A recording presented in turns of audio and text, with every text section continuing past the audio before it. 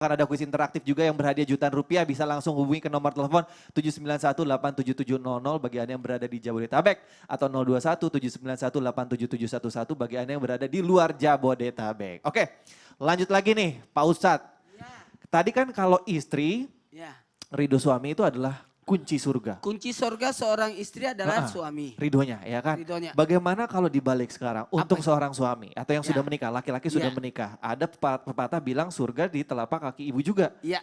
Nah setelah menikah, Ya. bingung nih laki-laki mana yang harus diutamakan. Tanggung jawabnya masih tinggi loh sama seorang ibu. Oh iya betul. Ibu dulu atau istri dulu Pak Ustadz supaya kita bisa masuk surga. Baik, bismillahirrahmanirrahim. Assalamualaikum warahmatullahi wabarakatuh. Jamaah, Waalaikumsalam oh jamaah. warahmatullahi wabarakatuh. Alhamdulillah. Semangat ya ibadahnya. Yeay. Karena ketahuilah Ramadan ini membuka pintu surga buat kita.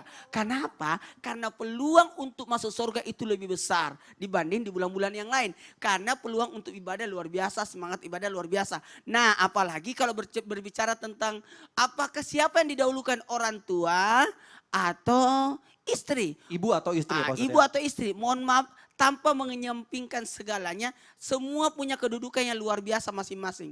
Jadi saya tahu pasti jawabannya pasti berkata, semua jamaah yang di rumah pasti berkata, ya dahulukan ibu lah. Dalam posisi ini suami dalam memposisikan ibu.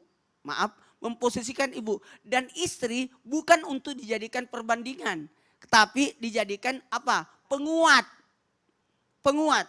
Jadi istri itu pendamping buat suami untuk bisa berbakti kepada orang tuanya dan mertuanya. Nah, dalam hal itu jadi tidak membandingkan apakah dipilih. Karena mohon maaf laki-laki itu mengurus 4 wanita.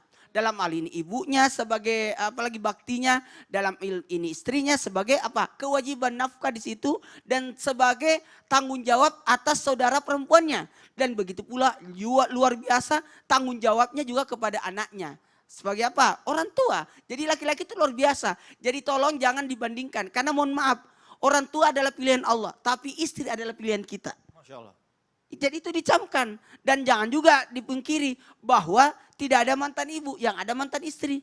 Jadi jangan coba-coba istri berkata pilih ibumu atau saya, pilih ibumu atau saya. Tidak boleh kata-kata itu keluar dari mulut seorang wanita. Harusnya mohon izin, mohon maaf. Karena kalau berbicara kepada suami, yang mana laki-laki mendahulukan? Ya jelas mohon maaf apalagi ini adalah semacam ibadah buat kita untuk taat kepada orang tua. Makanya didiklah istri, bimbinglah istri, tuntunlah istri untuk bisa-bisa sama-sama bergandengan masuk ke dalam surga. Jadi membantu suami untuk memenuhi kewajiban orang tuanya dan tidak menghalangi apalagi membuat suami durhaka. Jangan membuat suami durhaka disebabkan oleh dirimu. Kalau perlu engkau yang bantu. Engkau yang dukung suami untuk bisa berbakti.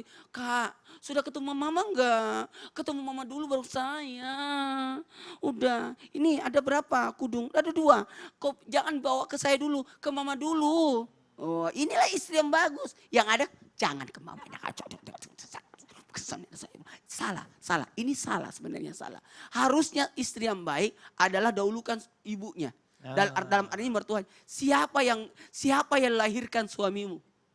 Jawab. Iya. Ibu. Ibunya. Siapa yang besarkan? Ibu. Ibunya. Siapa yang ongkos di sekolahnya? Bapaknya. Ibunya. Oh, ibunya. Tetap ibunya. Iya. Nah, tapi pertanyaannya, siapa yang terima gajinya? Istrinya. Enak Ah. banget. Iya, Enak juga, banget. Pak Ustadz. Mohon maaf. Tidak pernah sosok ibu mengharap balasan dari anak. Tapi anaklah yang tahu diri. Mohon maaf, menolong suami untuk menumbuhkan cinta kasih. Istri yang menolong suaminya untuk berbakti kepada suaminya, kepada orang tuanya, suaminya. Dalam hal ini dia dapat cinta kasih dari hati suaminya. Rebut hati suami dengan hati orang tuanya. Jangan benci. Pokoknya datang lagi bawa gula. Nanti minta uang itu pulangnya. Salah. Jangan jadikan mertua adalah musuh. Jangan jadikan mertua adalah saingan, tapi jadikanlah mertua sebagai apa? Sebagai orang tua kita juga. Maka menganggap sebagai orang tua kita sendiri menyebabkan kita mendapatkan cinta kasih dari suami. Itu luar biasa. Mohon maaf, orang tua, taruh begini, ini mohon maaf ya. Tetap jawabannya pasti orang berkata, ibu dulu baru istri. Karena gini, sosok wanita yang berbakti kepada mertuanya, kelak dia pun akan jadi ibu dan punya anak. Dan anak itu pun akan berbakti kepadanya. Ya, jadi seperti itu. Jadi Allah tidak ibaratnya tidak menutup mata buat melihat kita. Tidak, Allah lihat perjuangan kita. Allah lihat apa yang kita lakukan. Saya yakin, mohon maaf, saya tidak mau jadi provokator untuk membuat istri sama ibu bertengkar. Tapi ayo bekerja sama. Mertua menganggap menantunya adalah anaknya sendiri. Begitu pula sebaliknya, menantu menganggap mertuanya adalah ibunya sendiri.